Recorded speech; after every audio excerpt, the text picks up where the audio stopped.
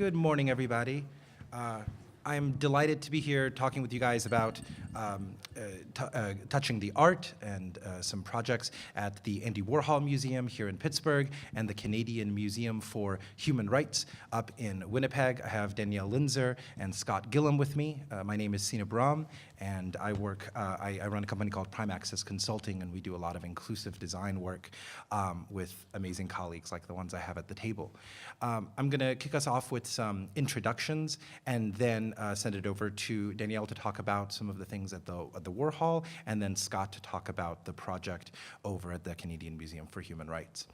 So just a couple of things to get us started. When we talk about accessibility and inclusive design, we're trying to maximize the total number of visitors, the widest possible audience that can appreciate the objects or the experience at the museum, whether that's artworks or concepts or digital interactives or what have you. And so inclusive design also kind of rests upon this premise that even though the things that we are doing may be critical for one audience, they might be absolutely crucial if you can't see or can't hear or can't touch something, they're beneficial for everybody, right? And I think a lot of you have heard me talk about this subject quite a bit. We are going to be talking a lot during this project about something called guided tactile description. And so I wanted to differentiate between visual description, which is something some of you might be already familiar with, and guided tactile description. So visual description is this idea where we have an audience, let's say, who prefers audio, maybe because they can't see, or they simply prefer audio and learn better that way, and wish to understand and comprehend visual information. So the way that this works is that there's a description. You can describe the artwork or have an audio description track in a video, and it lets you know what visually is going on, right? There's a lot of nuance here. There's a lot of room for quote-unquote interpretation and the types of words we use.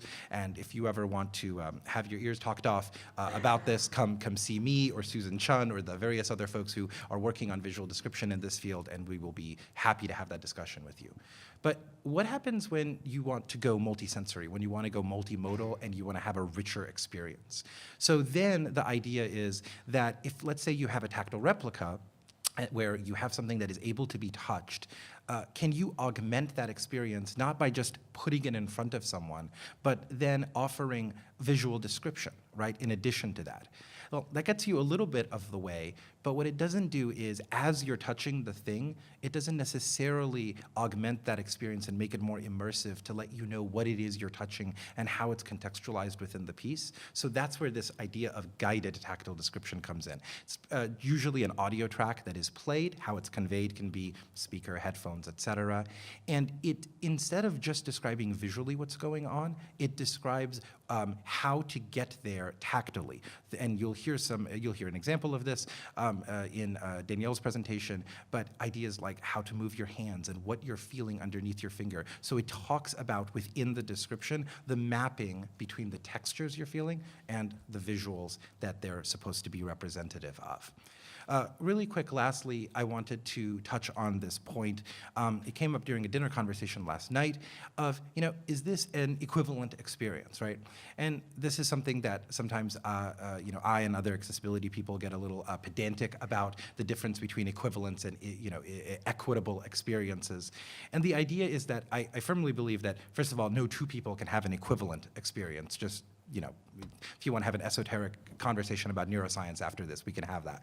But the idea is that, can you have an equitable one, right? Can you have a situation where, by whatever metrics you want to measure the experience by, people are experiencing something similar or getting similar takeaways that you want them to experience, or able to apply their own personal experience and understanding to what you are presenting to them. And in this way, I do feel that guided tactile description is one way of offering that. And lastly, because it's multimodal, again, it goes back to this idea of universal design. It's great that it's wonderful for someone like myself who's blind, who can, not be able to appreciate the work visually, but it's absolutely fantastic for two other reasons. For someone who just wants a multimodal experience that increases immersion and the ability to remember, what you experienced. And there's a side effect here of awareness building, right? So someone might ask, well, wait, why are there those bumps on it, Mom? And then Mom can explain, well, okay, so someone who can't see, reads Braille or can touch this, etc. So there's this awareness building that you get out of it as well. So with that, I'm going to turn it over to Danielle to talk about the awesome work that they've done over at the Andy Warhol Museum. All right. Thank you so much, Sina. There we go. I'm Danielle Windsor. I am the Director of Learning and Public Engagement at the Andy Warhol Museum. And on the slide, you can see the facade of our beautiful building here on the north side of Pittsburgh. It's a former industrial building that was converted into the function of a museum and opened in 1994. We are one of the largest single artist museums in North America with a comprehensive collection of Warhol's work as well as his archives. We have about 500,000 objects in our archive that are personal effects related to Warhol, his life, his collecting practice, his artistic practice. And so we broadly interpret a kind of mission of inspiring and engaging through Warhol's life and art, as well as exploring and expanding his legacy. So we were really excited. How many people got to visit the Warhol the other night for the reception? Okay, great. So many of you. Say yes in addition to raising your hand. And yes, so there was a lot of hands that shot up, but you guys can all also verbalize your responses. Good practice. And I will be providing very brief descriptions as well as the visual content of my slides as I proceed. So I wanted to talk just a little bit as we start about our motivation for starting to do this kind of inclusive design work throughout the museum. And so on this slide, I have a photograph of Andy Warhol himself a bit later in his career. He's got a white collar button-down shirt, and you can see just the nub of a tie knot sticking up. He's wearing his signature glasses, his platinum spiky wig, and he is cuddling with his beloved dachshund, Archie. And so this is a quote from one of Warhol's publications, in addition to being a painter, a printmaker, a photographer, a filmmaker, a music producer, an entrepreneur, and a performer. He was also an author. He published several books. So Warhol said, "I always think about what it means to wear eyeglasses. Eyeglasses standardize everyone's vision to 20/20. That's an example of everyone becoming more alike. Everyone could be seeing at different levels if it weren't for glasses." And so in his own kind of roundabout way, Warhol is expressing something that was really a signature part of his worldview, which is a great appreciation for difference and for our human diversity. And that's something that we see very much as part of our mission and our kind of identity at the Warhol, is an appreciation for the multitude of different kinds of humans who come through our doors. And so I want to talk a little bit about inclusive space, and Sina started to touch on this, the notion of inclusive design. And I have here a photograph from Andy Warhol's factory in 1964. It's the silver factory. The walls are coated in silver paint and tin foil. It is crammed with all kinds of people. Looks like a party setting. There's also a motorcycle parked in the center of the studio. There are people huddled on couches wearing dark sunglasses, people mingling in overcoats. Just a kind of gathering space. And so this is a photograph from about 1964. Warhol's factory in New York was this kind of crazy creative hub, but it was also a space where people from all walks of life mixed and mingled and collaborated and created together. And so that's also something of our vision for the museum, is how can we create a space that feels inclusive in the same way? And so thinking about that, we're really thinking about universal design. This is a quote from the World Health Organization: "The notion that disability is not just a health problem. It is a complex phenomenon reflecting the interaction between features of a person's body and features of the society in which he or she lives." And so really that, disability is not something that resides within ourselves, within our bodies and our brains. It resides in our environments, and we encounter disabling or enabling environments everywhere that we go. An example I often give is I am a person of very short stature. If I walk into a room where everything is 7 feet off the ground, I am disabled by my environment, and I cannot participate independently unless I use some kind of adaptive technology like a step stool or ladder, high heels or something like that. Although I would maybe argue heels are not particularly adaptive, for me at least. But the idea is that we have an opportunity, and I would argue in a responsibility, to anticipate diversity in our design of physical environments, but also experiences. And so that's where we started to really think about inclusion, not just through programming and through experiences, but in our exhibit development at the Andy Warhol Museum. So we're trying to get beyond the surface of works. I have a couple photographs here of hands touching a 3D printed version of a Warhol artwork. It is a kind of signature self-portrait of him wearing an iconic fright wig from 1974. And then we also have a picture, not of a 3D printer, but of a big computer numerical controlled router. So there's also a quote from Warhol here. I peppered quotes from Warhol throughout just because they're pithy and funny and kind of provide an interesting view of his worldview. So he says, if you want to know all about Andy Warhol, just look at the surface of my paintings and films and me, and there I am. Right? So it's all in the surface. So how can we make those surfaces available to more people, particularly to people who don't have vision? So we started out our process of exploring tactile reproduction using things like swell paper and your kind of traditional paper-based tactile diagrams. We developed those several years ago and used them with traveling exhibitions, bringing them out and sort of interpreting them in our galleries. Once 3D printing technology was available, we thought, wow, this is a great opportunity.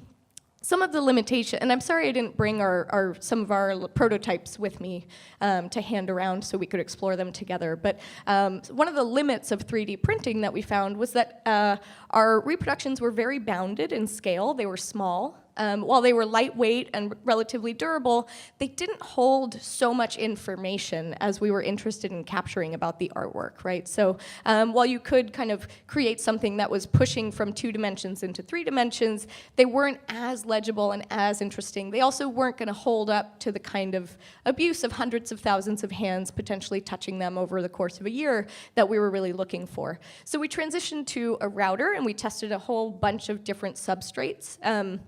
Basically, we worked with an artist and technologist here in Pittsburgh, a man named J. David Whitewolf, who would take digital scans of artworks in our collection and then selectively call forward or push backward in space using editing software certain features within the artwork. So not adding information, not creating a simplified line drawing version of it, but rather taking what was there encoded in the original artwork and starting to kind of bring it forward and create differing levels of depth assigned to the different kind of formal elements in an image. And then that would be run through a CNC router, which would etch into the surface of different materials.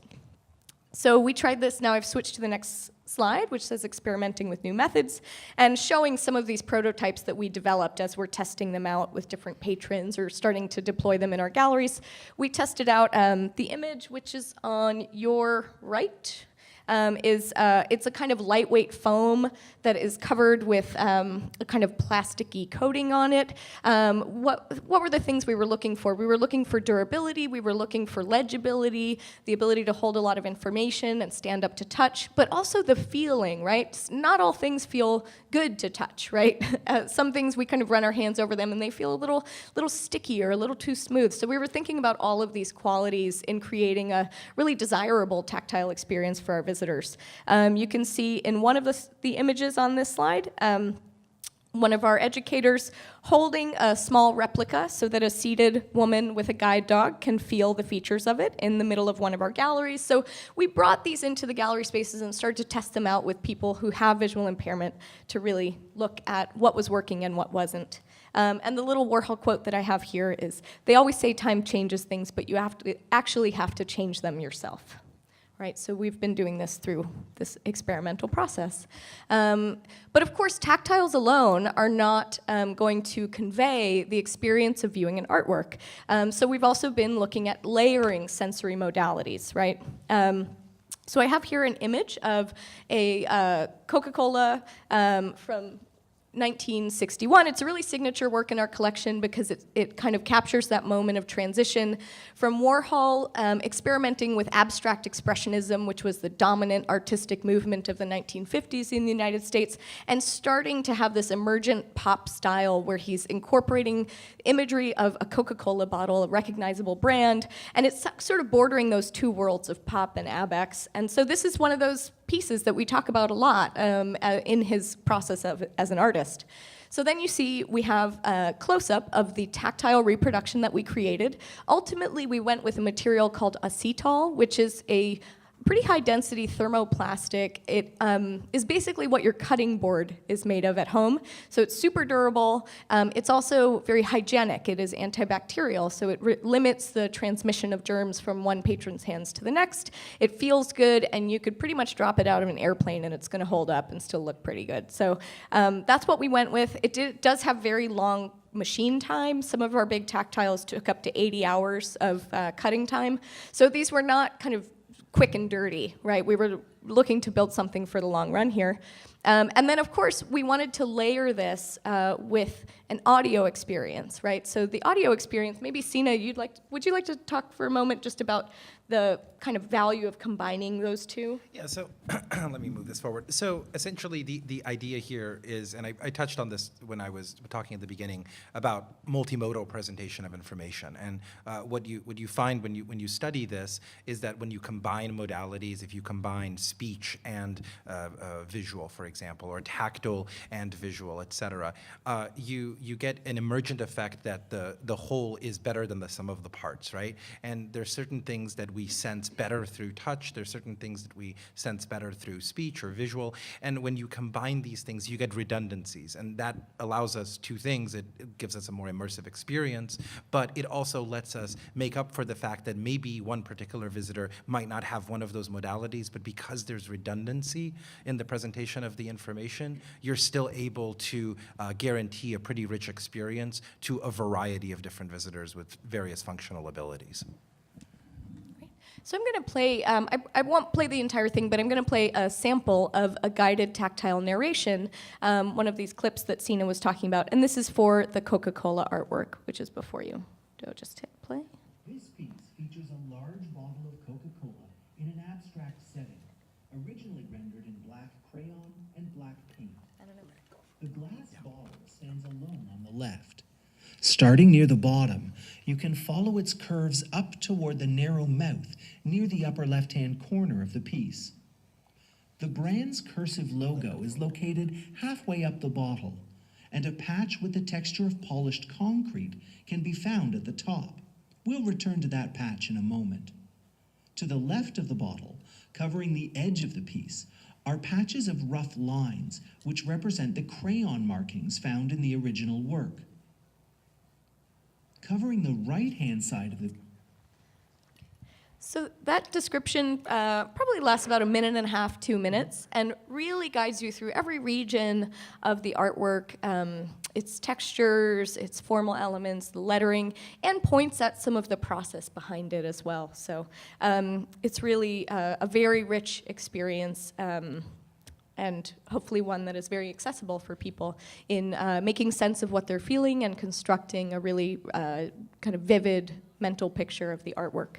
The Andy Warhol quote I have up here is that people should fall in love with their eyes closed, which just gets at some of that, our world can be so dominantly visual at times, and that there is such great value in our other sensory modalities and the way that we can learn through those. So. Can I add one thing to that? Yeah. So on that piece that you just saw and heard the visual description for, one thing to keep in mind is that there's this orientation that happens at the beginning, not only in terms of where things are spatially, but how they feel, as Danielle mentioned, with respect to textures.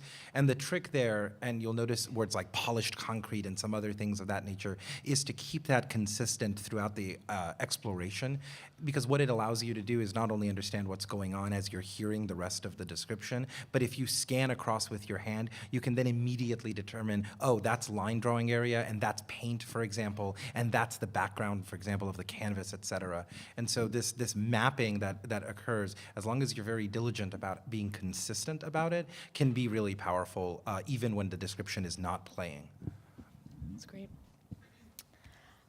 So the next thing I want to talk about is that in addition, when we were questioning how are we going to deliver this audio, and I want to give a really big shout out to Desi Gonzalez, well, to JJ, whose beautiful voice you just heard, and to Sina, who helped craft those guided descriptions, which are so incredibly enriching, but also to Desi Gonzalez, who is our manager of digital engagement at the Warhol, and who really spearheaded the development of our app, Out Loud, and which is now available in the App Store. Go get it, download it. It's also available free on site. And one of the beautiful things about building an app, rather than having these bespoke devices at the museum, is that we're leveraging off-the-shelf solutions. So I have a little snapshot here, for example, of a news clip in which Apple's voiceover accessibility features receives the award from American Foundation for the Blind. And then I've got snapshots of, again, users, a user with a visual impairment. You can see he's holding his white cane, and he's also holding a device,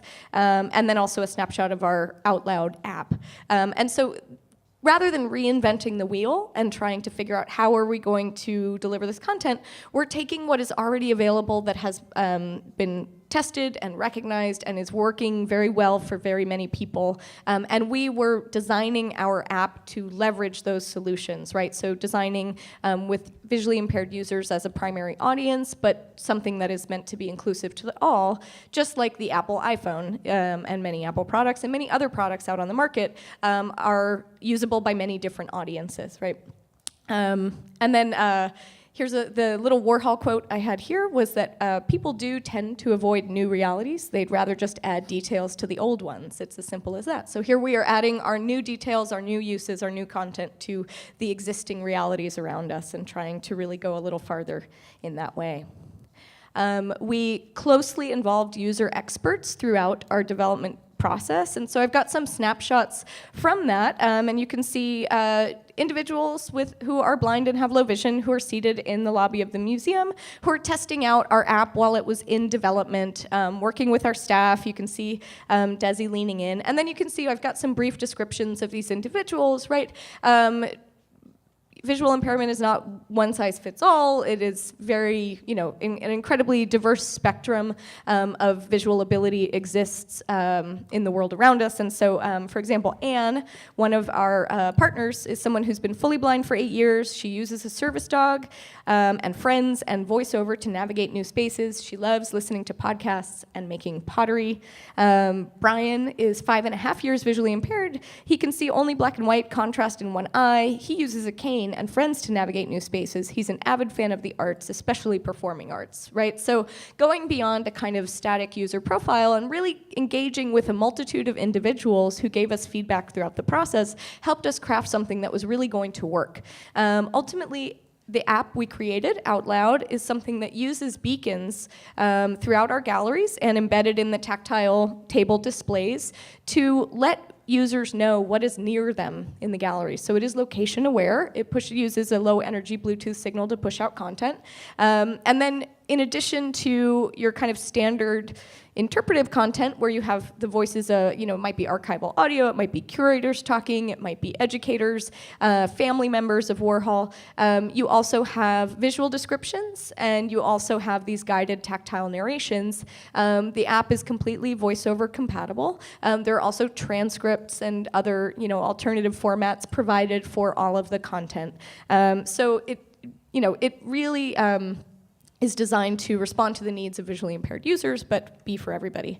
And then the little Warhol quote I have here is, but I always say, 1's company, 2's a crowd, and 3's a party. And so we tried to make this party as big as possible by involving our users and our community throughout. Time? Okay, so I'm gonna go really quick through this last one. Once we actually went to put this in play in our galleries, we built some displays, we pilot tested them, we got feedback from our users. The tables we actually went with eventually, after some modification and design revisions, are designed so that a wheelchair user can wheel up underneath and have a kind of seat at the table. We bounded the scale to keep it within an accessible reach range. We even made a 3-dimensional, fully constructed Brillo box that you can spin around 360 degrees and learn about all of the different kind of features of that. And the Warhol quote I have here is, it doesn't matter how slowly you go so long as you do not stop. So this process was very iterative and very much about taking in feedback and making change as we went. It really enriches the museum experience for everyone. So here I've got a snapshot. One is of a woman who's listening with her eyes closed and feeling one of the tables, and the other is of a mother and who's got a baby, maybe 7 months old, who is standing on top of one of the tables with a giant smile on her face, holding the tactile Brillo box, right? So it enriches the experience not just for people who identify as having disabilities or who have visual impairments, but for kids, for families, for people with sensory processing disorders. These are incredibly accessible to just a wide variety of people. And the Warhol quote here is, "Pop art is for everyone." So I'll end there. I just wanted to add in giving a shout out to Desi, and also I should give a shout out to the Innovation Studio at the Carnegie Museums of Pittsburgh and the team there for their work on the development of our app. But our app did get a Gold Muse Award from AAM for 2017. We've also been profiled in the New York Times and various other press outlets, Lonely Planet. So our hope is that, you know, we've been engaged in an experimental learning process to kind of really make our space more inclusive, and we hope to share our findings as we go and to learn from what others are doing. So I apologize for going a little long, but I'm going to turn it over to Scott now. Hi, everybody. It's really fantastic work that they're doing over at the Warhol. Nothing short of incredible. So, you know, really building on the theme of this conference, of looking back, thinking forward, and taking action. So I consider you all fantastic co-conspirators for coming here, and we're going to convert you. That being said, my name's Scott Gillam. I'm manager of digital platforms at the Canadian Museum for Human Rights. We opened in 2014, 47,000 square feet of exhibit space. And to paraphrase Sina, we're the most accessible museum in the world, which is at once wonderful, and then, as Sina often says, follows that up, also sad. So how do we make change? So I think that's where, you know, talking back to the, you know, to you, how can we scale what we are sharing today, and how can you take action and make more inclusive experiences for your museum? What I'm going to talk about today is predominantly driven by some 3D tactile artworks, but it's important to know that, you know, inclusivity is, or universal design is, a methodology. It's how we think about how we present different modes of storytelling to different audiences. And reflecting back on that same dinner conversation last night, where an unattributed participant also mentioned that while the artist was just expressing something visual, so too bad for everybody else. You know, as curators, as storytellers, we really have to think about our visitors. It's about connecting people with content. It's about connecting people to the stories that we're trying to tell. And it's important to consider a universal and inclusive way that we can do that. And it's all small steps, and it all has to be strategic and sustainable in a way that's going to work for your institution. So one of the slides that I have up right now is of universal access points, which is an ecosystem of tagging that we have that has a Braille number as well as a three-dimensional raised Roman numerals. It also has an eye beacon inside, so that using the mobile app you can click near me, and content that's nearby you can be read aloud using VoiceOver on iOS or on TalkBack with Android devices. So that's one of the base elements that we have throughout the institution to make, at least as a minimum, all text labels, all captions, every alt description on every image, anywhere in the galleries. Back in 2015, and I should give a shout out to Rob Vincent, our manager of design and production, he reached out to John Olson, a former Time Life photographer based out of New York, who developed a company called 3D Photoworks, which is a CNC routering of basically a reproduction of artwork that embeds infrared sensors within the surface that allows low vision or blind users, or actually, of course, any visitor, to actually touch the artwork. And it really opens up another layer of how we provide perspective on how we communicate through visual or through touch. This was as part of an exhibit called Sight Unseen, which was a traveling exhibit of blind photographers, which incorporated blind photography, but also tactile drawings and other elements. So of course there's also a lot of text description that was provided and audio elements for this exhibit. But what we did was we worked with John Olson to take 5 photographs from each of the main photographers featured in this exhibit and create, you see a tactile image at the bottom of this slide that shows one of the photographs where you can see the raised individual in profile, and a visitor can walk up to it, be able to touch the surface, and as they trigger infrared sensors, it will begin to describe elements within that artwork. Subsequent to that, in 2016, we had a crowdsourced exhibition for our 150th birthday, for Canada's 150th birthday, called Points of View. We solicited 1,000 submissions from photographers across the country, subsequently having a jury that selected 70 images that would be featured under 4 categories. The categories were reconciliation, inclusivity and diversity, environment, as well as, oh, and of course, I'm about to have a moment here, freedom of expression. What we had accomplished in Sight Unseen allowed us to iterate on the design. Now what's on screen is an image of a blank. It's the blank freedom of expression image before the ink has been applied to it.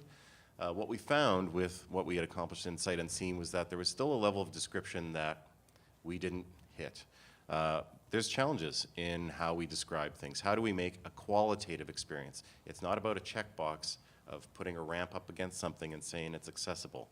It's about how are we going to tell the story in a qualitative way for our audience. So we work with an Inclusive Design Advisory Council, which involves members from a community across Canada with varying degrees of ability.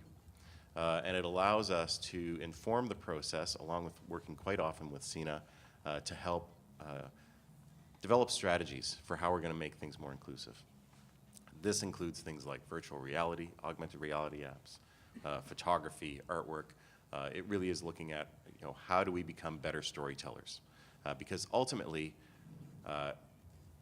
it's about allowing people access to your stories for the greatest length of time. We're all getting older. We're all going to experience deficiencies. So it's not about disability. It's about how do we make quality content available to visitors for as long as possible.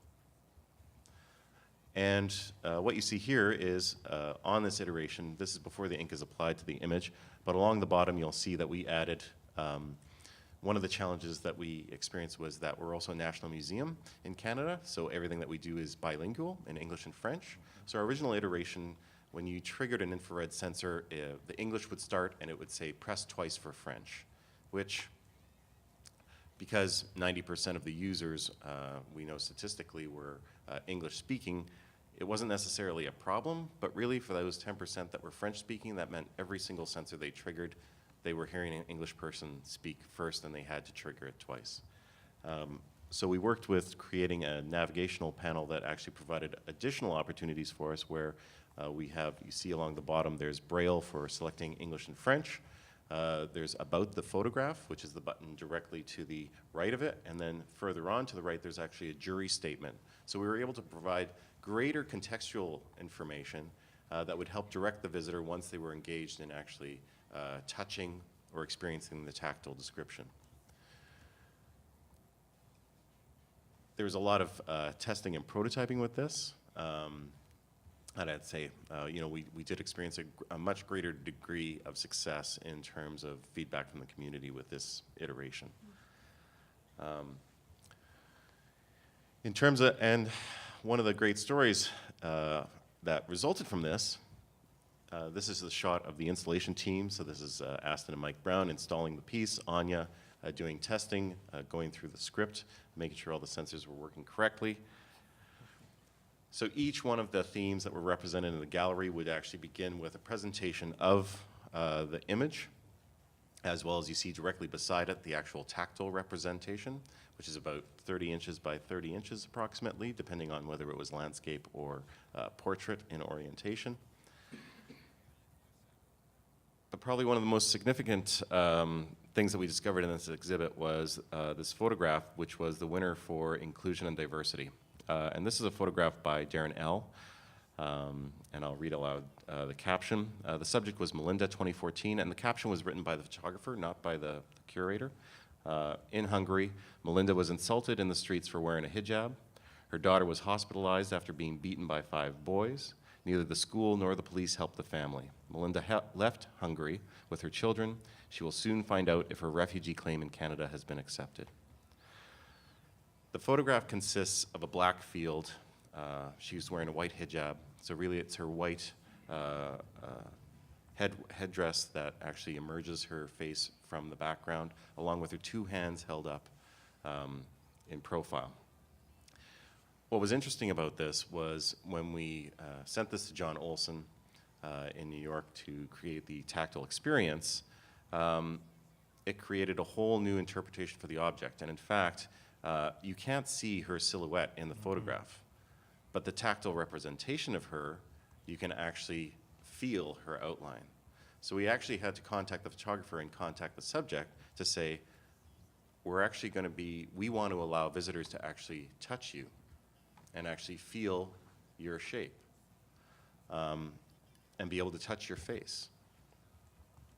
And especially as the finalist in the inclusion and diversity category, this also presented an opportunity where as you're touching the image, you're actually, your hand is against her hand. You're actually touching the subject. So when we talk about an inclusive design practice, it can open up all sorts of possibilities for the ways your visitors are going to engage with the content. So here is something that really, in servicing one audience or one particular segment, you can serve all. And this really speaks back to a universal design methodology. So going back to that dinner conversation where, as a photographer, yes, they are expressing themselves in a visual medium. As curators, as storytellers, as museum professionals, our job is to find better ways to be able to communicate. And it really does reflect back on something that Jamil Smith said on the keynote, which was, we can easily change the percentage in the room. The real work is changing the values. Whether you're a curator or whether you're working as a web developer or whether you're working at front of house or you're in finance, it's about value. It's about your values. If you want to make an inclusive experience, you can do it in so many different ways. And this is just one example, so I hope that some of this will be inspired. I'm certainly inspired by some of the work that Warhol is doing, and part of it is what can we share with each other on ways that we can make better experiences for everyone. Which takes us to our takeaways. Awesome. All right, let me move this. So thank you guys. That was awesome. Just a few takeaways for us, and then I want to open it up for some Q&A. So the first one we have here is that multimodal presentation of artwork is worthwhile. We hope we've convinced you of that, through this and other experiences that try to achieve a multimodal presentation of information. And I'm happy to talk about that a little bit more in the Q&A if there's specific questions on it. Applying applying inclusive design. I mentioned this already. These affordances are critical for one audience, but as Scott said, as Danielle said, as I said at the beginning, they are helpful for all audiences, right? And you get these emergent effects that, frankly, we don't. Sometimes they're hard to predict, but they're rather delightful in terms of the affordances that are made accessible to a wider audience. By using tactile, we're able to transcend some of the original design intent. There was a great example of that with Scott and the shape and figure of the woman's silhouette or portrait, the outline in that photograph, where that wasn't necessarily available, visually at the beginning, right? And so when transforming it into another modality, we were able to sort of explore these new dimensions.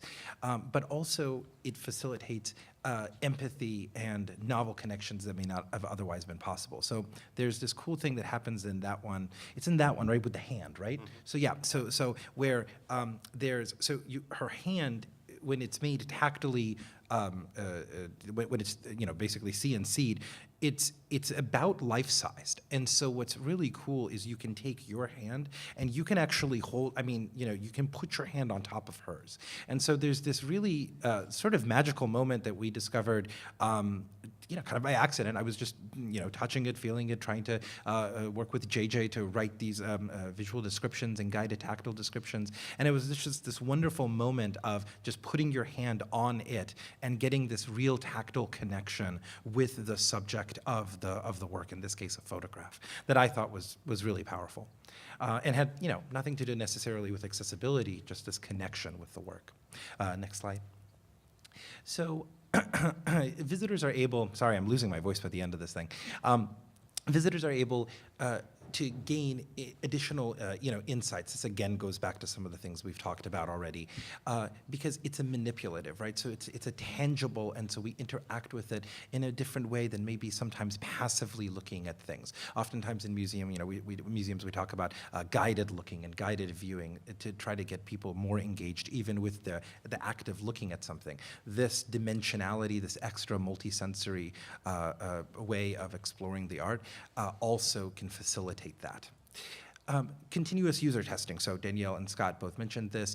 You know, reach out to there's make an inclusive design advisory panel, an accessibility advisory panel, engage with members of the community, you know, involve users of different types. I really liked the enhanced personas that Danielle talked about, and there's several other bodies of work of those things that if you guys are interested, you don't necessarily have to write your own, but they're very helpful in going with this idea of failing forward and having an iterative design strategy, right? And this, I think, helps us kind of, I don't know, for me, it lowers the burden of you don't have to get it perfect the first time, but you layer your approach and you keep enhancing on each subsequent iteration, right? With respect to guided tactile description, I feel, and I think we all do, it drastically increases the types of things that can be made accessible. And so what we mean by this one is that, you know, again, with that photograph, for example, we were able to enhance some pieces that you were able to detect the outline or put your hand on it. Or with the Brillo box, you know, one of the things that happened there was that it's a 3D object. And so all of a sudden we have to think about things like, well, it should probably be on a turntable because we need to be able to access all sides of it. And as a result, now that you're able to turn it, if you are fortunate enough to have the use of two hands, what you can do is you can feel both sides at the same time because the text is repeated, but it's slightly different. The font is slightly different. The alignment is slightly different. So you're able to get this incredibly immersive experience that you otherwise would not have necessarily been able to have. There's multiple ways of facilitating guided tactile description. I think we've seen that with respect to, you can use infrared sensors and do guided tactile description that way, where it's sort of location aware, where we're talking about the location of your hand. You can do passive content where, in like, for example, the Warhol Out Loud app, where we're talking through a script, and as you're touching, you're following a script, right? There's combination approaches, which both CMHR and Warhol do, which is to say that there's not only guided tactile description, but there's also visual description, right? And the reason that's not a double work thing, right? The reason that's really important is because the visual description gives you this sort of a priori knowledge, this contextualization of setting the scene and letting you know the visual elements of it. And then the guided tactile description is that additional piece that enhances your feeling of the tactile reproduction. And the reason that this matters a lot, the reason we keep harping on this, is that oftentimes, and this has happened a lot over the past 10 or 20 years as various 3D printing and other technologies have been used to make tactile replicas, what happens is someone will make something, it'll be beautiful. I mean, these things look gorgeous, and it's like, wow, somebody can touch that, and it's amazing. And then you go to touch it, and you have no idea what's going on. It's like, there's some cool bumps. And what does this mean, right? And so the idea is that we need to be aware of, you know, all sorts of things from just design and and there's some applied neuroscience and cognitive science that goes into you can only get so much from touch alone, and so we need additional pieces of information that once they're there, then touch can not only be an amazing confirmatory signal, an amazing ability to enhance the experience, but it can then be promoted to a primary thing as well. But just making an amazing, beautiful tactile map and handing it to somebody, not always the most helpful thing if it's not explained as well. Next slide. So by making these things accessible and inclusively designed, we're increasing awareness. I touched on this a little bit at the beginning. There's this sort of head fake or side effect that happens, which I'm really keen on and I think is really powerful. And we're also respecting the fact that people bring different experiences, different life experiences, and just emotional lenses that they interact with content with. And so we should respect that, and inclusive design is a methodology, as Scott said, that allows us to respond to that intelligently. Translating these objects into a multimodal presentation forces us to consider the gestalt of the experience, right? It's not just the visual presentation, as we've talked about with this soon-to-be infamous dinner conversation, but also it lets us really get at the heart of what is trying to be conveyed. I was working with some folks. I was working with a Jim Spadaccini over at IDM, and one of the things that Jim said on the car ride back to the airport is the reason he loves looking at accessibility and inclusive design is because it forces him to consider the actual content that is trying to be conveyed, not just the way that it is being conveyed. And I thought that was pretty meaningful and right on, hit the nail right on the head. So with that, I think we will open it up for questions. We have about 11 minutes for questions, which is awesome. And raising your hand doesn't work so well, but if there's so many questions that we do need to raise our hands, I'll rely on my wonderful sighted colleagues here to do some picking of audience members. There's a question just over at this side. I have a question about scale, about physical scale. Yes. So I was always taught that tactile should be sort of small so that you can, so people can really sort of quickly and easily feel the scope and of the object. I've seen a lot more tactiles that are much larger Yes. now. Is that enabled by the multimodal, by the audio? Does that make it easier because you're, I guess I'm wondering, is there No, I an get it. industry standard now for if you're doing a tactile model of a very large object, what kind of size are we talking about? So a couple of things. Let me repeat the question just for purposes of inclusive design. So does, the scale, the heart of your question, I believe, and you can correct me if I'm representing this incorrectly, is, you were kind of taught always that you should keep it small so that everything can be felt in one sort of go, and you're seeing a lot more a lot larger tactile descriptions right now, a lot larger tactile replicas right now. And is audio the reason we're able to get away with that? Are we horribly breaking best practices, or is there another thing we haven't discussed? Is that about right? Yes. Okay. So I'll take a go at it, and if you guys want to chime in.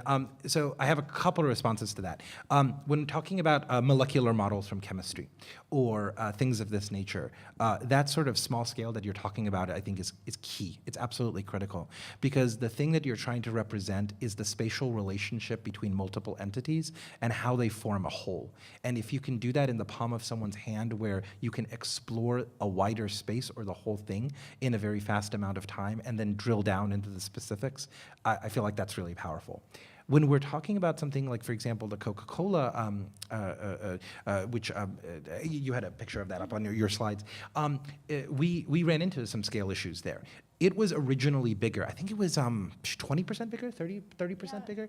It was the original artwork is very large. It Right. fills almost fills a wall, and we had scaled it down. It was like 80% of the original size, and we loved that it was so textured and so detailed. But people couldn't actually reach their hands all around it. It was like you would have to crawl on the floor and get it was just too big for people. But we wanted to maintain the idea that this is large, right? And so there's this other conveyance that we're caring about here that maybe is not necessarily true with respect to the best practices around tactile models of conceptual concepts, which is that it is large actually, right? And also the fact that it's more exploratory, and I do feel that the audio allows that exploration to happen, whereas with a smaller model, I don't think you would be able to convey as much of the tactile differentiation. So on that Coca-Cola piece, for example, you heard JJ talking about the polished marble, polished concrete sort of feel. There's actually a height difference there as well. And so your finger will detect a height difference that would be it would be a very subtle one if we had to compress that down, to something the size of an index card or a sheet of Braille paper or something along those lines. Does that answer your question? And I think it's also open to what you're trying to interpret. Yes. For example, in the photography, in points of view for the photography exhibition, obviously the scale for the portrait worked very well at a larger scale because it was almost a 1-to-1 ratio. But also for some of the other photographs, there is one that is actually a landscape scene of a deteriorating building. And if it was on a really small scale, it would just be a texture. There wouldn't be enough discernible elements to actually, direct someone through audio to say, if you feel something to the right, this is what that is. Yeah. It would just be really just a series of bumps. I have a question. I guess this comes out of thinking about texture and the conceit, I think, that is made mostly in these models, that they're higher quality, that they last for a long time, that they're antibacterial, da-da-da-da-da. I'm wondering if anybody's experimented with cheaper throwaway things that can be given or taken, or that might lend themselves, I don't know, pressings and paper, or other things that don't have to have so much labor and intensity. I have a few, but if you guys want to go Yeah, first. I'll just jump in real quick because we, as a single artist museum with permanent collection that doesn't change to, we're always showing Warhol at the Andy Warhol Museum. So it made sense to really invest in kind of longevity for this, I think we have 14 of these displays through the museum right now. But we also have had ones on paper, we have had lightweight, the foam, we've done it on kind of light wood. But so we experimented with a bunch of materials. Ultimately what we went with was pretty heavy duty and costly and all of that, but that was with the intent of it being a semi-permanent exhibit component. So the one thing I'll say is that, especially in academia, this has been played with a lot. If you're looking for cheaper ways or faster ways of doing rapid tactile prototyping, one way is to take a 3D printer, but don't take the 2.5 hours to print a detailed model.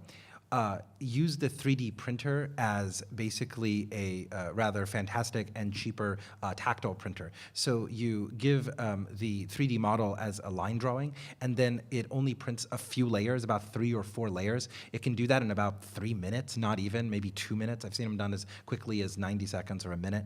And it's just doing that on a sheet of paper. You literally put a sheet of regular paper on the print bed and have the 3D printer just lay out a tactile thing.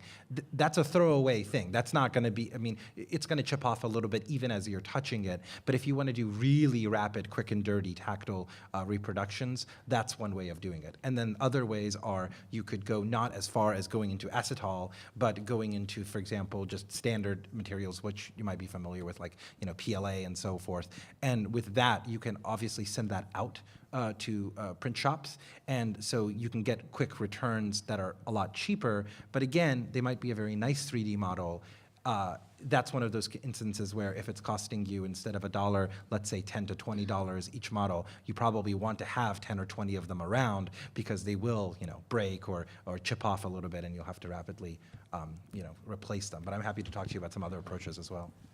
There is another option that we used for programming activity in our Sight Unseen exhibit, which was a paper-based product with a heat-based printer. Yes. And so the paper is what the product really is. Thermoform. Yeah, thermoform. Yeah. So you can use basically a dollar store marker. Yep.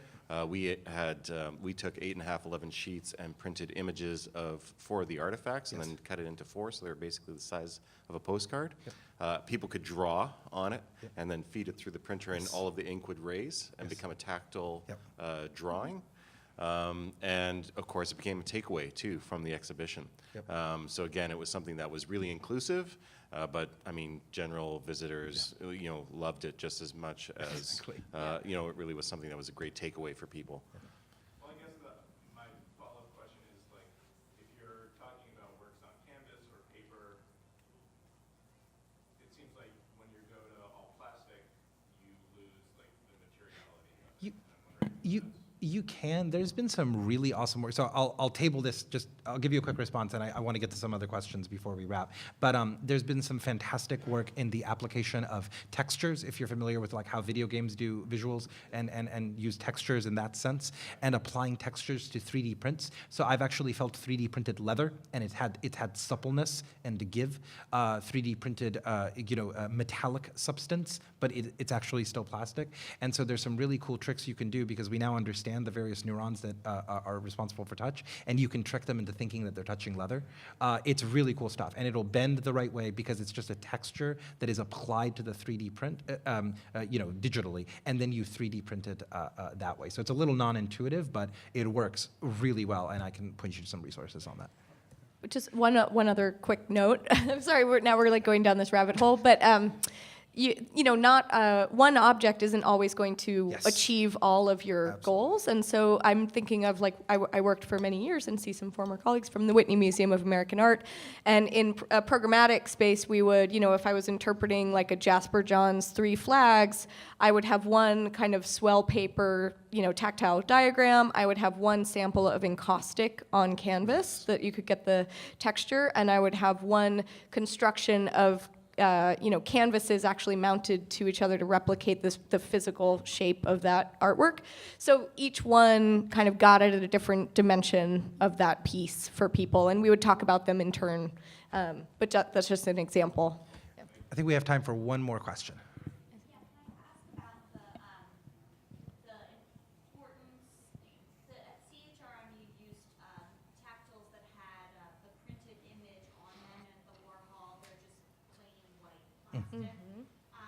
So the difference between those two, or maybe pros and cons of using the actual image over top of the tactile versus not. And then you touched on something just recently about actually the texture of the artwork, like the texture of paint on a canvas, and how important it is to include that in the tactile or not. Yeah. So there's a pro and con there. The material that is used with the CMHR, the POV stuff, is a little bit more of a porous material, and so while there's advantages to being able to layer the visuals on top, doesn't necessarily translate when you're working with acetal. Having said that, I would argue that it's absolutely possible. Again, this whole idea of failing forward. None of us are trying to convey that these are the end-all, solutions. And you even saw that iteration with the POV stuff, where in 2015, there was the one version and then added guided tactile for 2017. So adding visuals, like a visual layer to the acetal models, I think is totally possible. It's just, that would be another iteration. But from an inclusive design point of view, I absolutely think it is a good idea to combine as many modalities as possible. But then there's always this sort of like concession to pragmatism to get something out the door. But Right. you can. And we weren't like technically able to do that in this using the resources we had at this time, but we did include a visual representation of the original artwork alongside the tactile and alongside the description. So we tried to supplement, but I think it would be really nice to have a way to then print and superimpose the image over the raised kind of experience. Cool. I think, are we at 12:30? Okay. All right. Well, I learned a long time ago not to stand between people and food, especially since I can't see to run away. So to that end, thank you so much, guys, for joining us, and we'll be up here if you have further questions. Thanks so much. Have a great rest of the conference.